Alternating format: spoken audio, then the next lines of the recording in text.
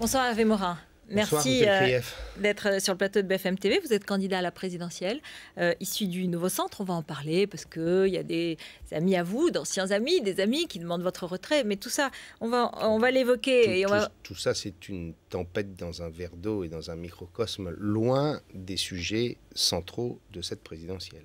On va y revenir, effectivement. C'était l'actualité aujourd'hui. On en parlera donc. Mais je voulais d'abord évoquer avec vous, ancien ministre de la Défense, ce drame qui nous touche, nous journalistes, mais qui touche tous les Français. Un grand reporter courageux qui se trouvait à Homs, la ville syrienne détenue en partie par l'opposition syrienne, et qui est mort aujourd'hui. Le premier journaliste français occidental mort en Syrie. Qu'est-ce qu'on fait face à ce drame? D'abord, je voudrais adresser mes condoléances à sa famille et dire qu'il fait partie de ces combattants de la vérité et du droit à l'information. Je le dis parce qu'on a eu aussi des otages en Afghanistan. Et ce qu'on peut simplement demander, puisqu'il s'agissait a priori d'un déplacement autorisé, c'est qu'il y ait une enquête extrêmement précise. En même temps, il faut reconnaître que même si l'armement est aujourd'hui sophistiqué, un tir d'obus reste toujours un tir d'obus avec son imprécision. Et donc, il fait partie des victimes de cette guerre syrienne. Est-ce qu'il faut aller plus loin contre la Syrie? Est-ce qu'il faut que la France... On ne peut pas aujourd'hui considérer que l'intervention militaire devienne la règle.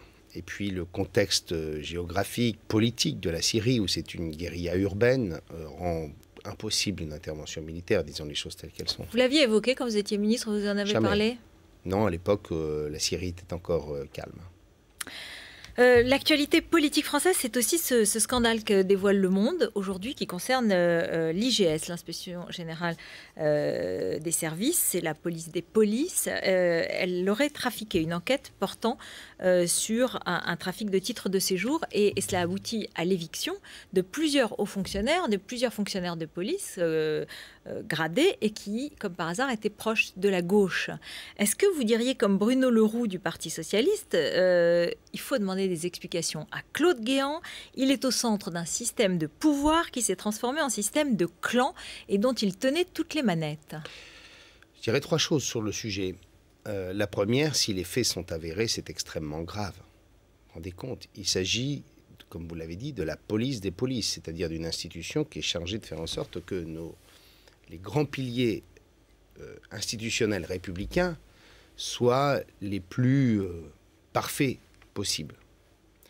Deuxième chose, je voudrais quand même, derrière tout ça, ne pas oublier qu'il y a 4 fonctionnaires de police dont la vie a été détruite, qui ont vécu un cauchemar absolu, puisque la cour d'appel a procédé à un non-lieu. Donc en clair, on a reconnu leur innocence, a priori. Donc vous imaginez la vie de ces 4 hommes au service d'une institution depuis des décennies, 3 hommes et une femme, et qui du jour au lendemain se voient emportés par une opération menée au sein même de leur institution. La troisième chose, c'est que ça prouve à quel point on a besoin d'une justice ayant les moyens.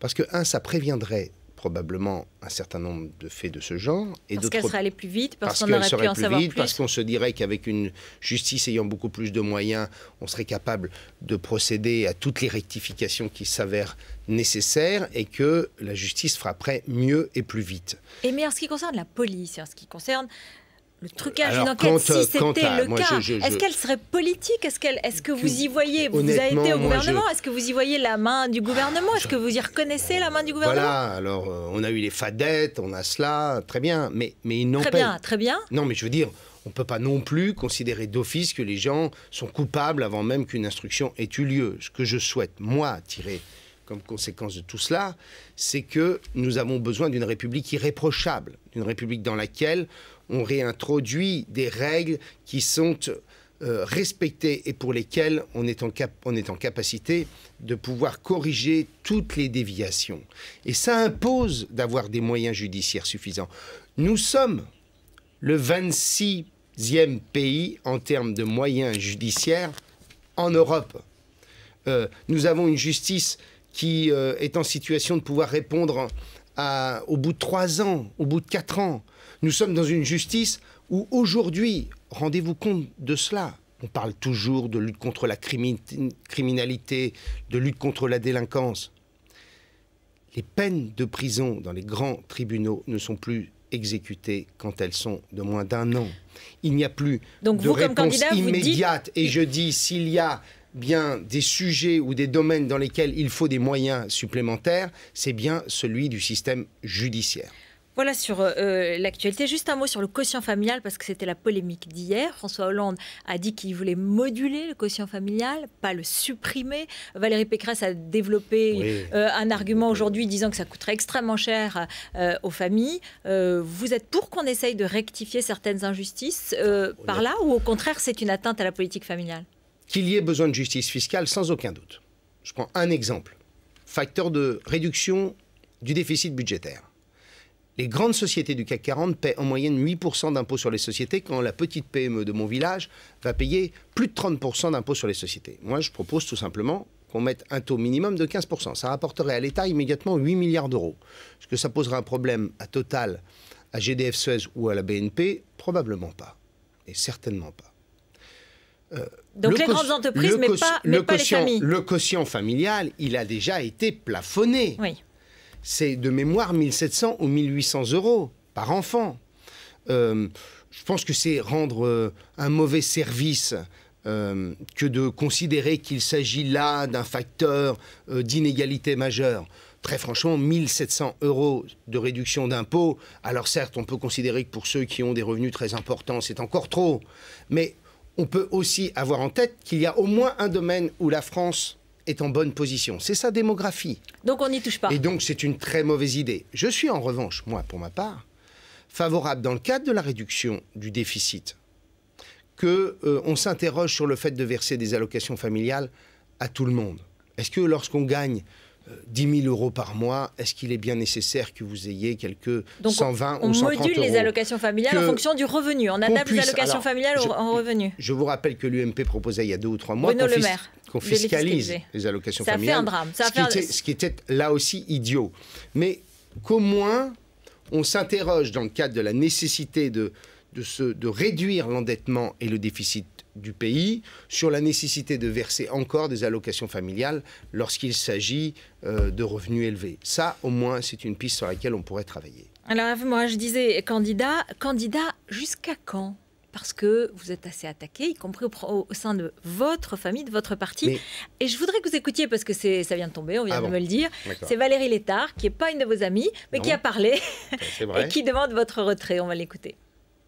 La première question pour moi, c'est un renoncement à de la candidature d'Hervé Morin, parce que je pense que quand vous n'avez qu'une candidature de témoignage, on le voit, il ne décolle pas aujourd'hui dans le sondage, dans les enquêtes publiques, et il me semble qu'aujourd'hui, il y a d'autres voies pour cheminer. Pas facile d'être candidat dans ces circonstances. Je voudrais simplement rappeler à Valérie Létard que je la vois encore monter au premier étage du bureau de François Bayrou, c'était en 2007. Expliquer avec André Santini que François Bayrou ne devait pas être candidat à l'élection présidentielle. Au moins, elle a de la permanence dans ses idées. S'il fallait considérer que le vote des Français, ce sont des sondages, je l'invite à se rappeler l'histoire de la Ve République. Je l'invite aussi à lire, puisque les sondages sont sa référence, le sondage paru entre Noël et le jour de l'an, où dans La Croix, où 75% des Français disaient que l'élection présidentielle était loin d'être leur préoccupation. Oui, mais pardonnez-moi. Attendez, excusez-moi, laissez-moi finir. Oui. Deuxième chose, les Français aujourd'hui sont perdus. Ils sont désabusés, pessimistes et perdus. Et vous allez leur redonner le moral. Et je dis que dans cette période historique pour la France, où nous sommes à la croisée des chemins, il y a besoin d'une offre politique qui, au sein de la majorité, ne se limite pas uniquement, purement et simplement à Nicolas Sarkozy. Je prends un exemple. Je défends la semaine des 37 heures, parce qu'en Europe, il n'y a pas un pays qui travaille moins de 37 heures par semaine. Ça permettrait de relancer l'activité économique. On ne fait pas une campagne présidentielle pour une idée. Je donne un exemple. Attendez, parce qu'aujourd'hui, vous êtes entre 0 et 1%. Est-ce que ça vaut vraiment la peine de vous dépenser de l'argent, et même vous-même? Est-ce que c'est pas trop dur? Est-ce que ça vaut le coup, franchement? Est-ce que vous pourriez simplement avoir en mémoire une autre appréciation de ces mêmes sondeurs dont vous me parlez à l'instant, qui vous disent que lorsqu'on interroge les Français, plus de 60% disent que, en effet, leur choix est loin d'être fait. Oui, mais on est à la mi-janvier. Quand on a un 0 et 1% à la mi-janvier, même si on fait, même si on fait quoi, avance, eh bien, moi, je sais pas quoi. Moi, je veux être force de proposition. Et je veux être force de correction. J'ai été en effet dans le gouvernement pendant 3 ans et demi. Je ne regrette rien.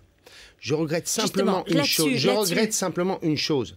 C'est que cette majorité n'ait pas eu plus d'équilibre, plus de contrepoids, plus de force qui aurait corrigé ou rattrapé les erreurs de l'exécutif. Vous voyez, j'entendais un de vos confrères tout à l'heure dire, le président de la République a rappelé la nécessité de la règle d'or, de l'équilibre des déficits, de l'équilibre des comptes publics. Formidable. En 2008, nous sommes ceux qui défendons l'idée de l'instauration de cette règle d'or.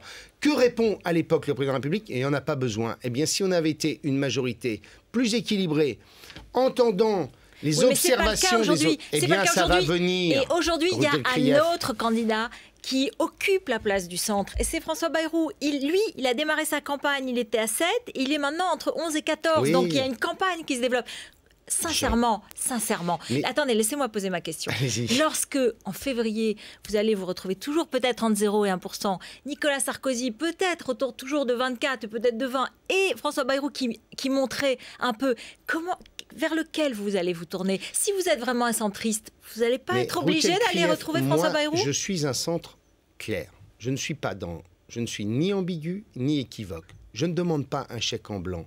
Je considère que la démocratie, c'est aussi un devoir de transparence pour les candidats. Justement, la transparence, ce n'est pas de dire aujourd'hui... Attendez, ce n'est pas de dire aujourd'hui, je me pose vraiment la question, je me demande si je vais vers Sarkozy ou vers Bayrou. Jean-Luc Mélenchon ou Eva Joly, on sait qu'au second tour, ils vont voter Hollande. Alors vous? Moi, je suis dans une majorité dans laquelle je veux construire une majorité plus équilibrée. Vous votez Nicolas Sarkozy ou François Bayrou? Non mais là vous êtes sur une hypothèse où François Bayrou serait au second tour. Non, François Bayrou, j'ai eu l'occasion de lui en parler. Je lui ai dit, toi, tu es sur l'ambiguïté au même titre qu'en 2007. Tu demandes un chèque en blanc et tu dis au lendemain du premier tour, si je ne suis pas qualifié, je vous dirai dans quelle majorité je serai. Eh bien moi je pense que nos compatriotes ont le droit de savoir ce qu'ils comptent faire. Donc vous irez vers Nicolas Sarkozy. Donc à quoi ça sert? Mais à quoi servent les candidatures des autres? Sinon, à faire en sorte que dans une majorité nouvelle, il y ait des propositions qui soient retenues parce que des Français ont voté pour elles et pour faire en sorte qu'il y ait plus d'équilibre et qu'on évite les erreurs. Dernière question. Je prends un exemple d'erreur. Dernière question, excusez-moi. Le bouclier fiscal... Dernière question, je suis désolée. Est-ce qu'il n'y a pas des moments, sincèrement, comme homme, où vous n'êtes pas découragé? Vous ne dites pas, allez, j'en ai marre, il m'ennuie tout ça, ça suffit. Je ne peux pas vous dire le contraire, que lorsqu'on est à 1% dans les sondages, même s'il y a une marge d'erreur de 2 à 3%, on se dit qu'en effet, on aimerait bien que ça soit meilleur. Que ce soit dur, oui, mais c'est pas parce que c'est difficile que pour autant, il faut renoncer. Je veux dire, la politique, ça n'a jamais été une partie de plaisir lorsqu'on est en campagne électorale. C'est trop dur.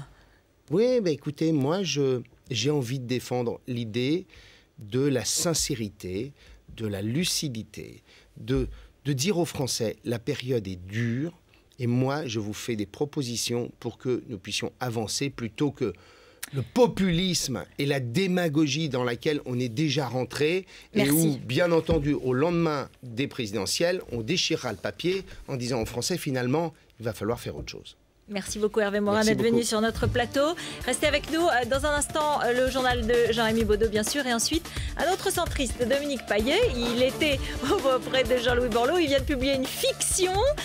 Éric Brunet, lui, il croit en Nicolas Sarkozy. On va faire le point avec eux après 19h40. À tout de suite.